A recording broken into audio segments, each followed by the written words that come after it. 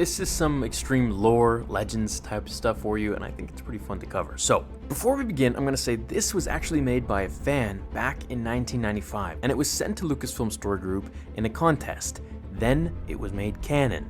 This is something that you'd expect to see in Game of Thrones, which, for those who don't know, the writers of Game of Thrones are going to be doing a set of new Star Wars movies. My guess is it'll be placed in the Old Republic, and these dragons, or dragons in general, could be seen and could be a perfect fit for the time.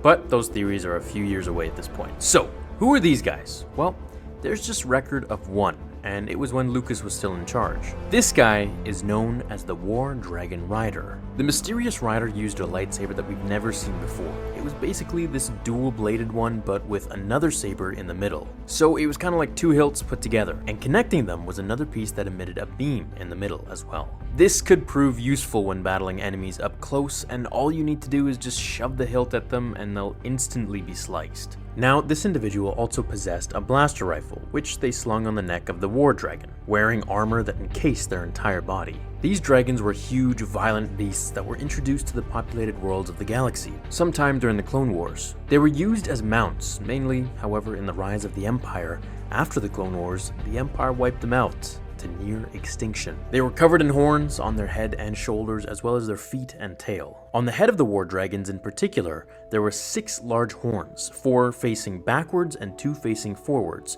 just under the eyes. An additional 2 horns were found on their hips. They mainly were used as mounts, with the riders sitting just behind the front legs of the beast. Their skin was pretty much like any other dragon. Now, the interesting thing about these guys is that we have never really seen them in Star Wars. However, the Lucasfilm Story Group did consider them as canon. In Star Wars Galaxy Magazine 3 from 1995, the Design an Alien competition was announced. This invited different fans and readers to design Star Wars aliens inspired and influenced by the trilogy of the films. 29-year-old artist Mark Raykopf designed an Ubis Thornback War Dragon, submitting his artwork to the magazine for the competition.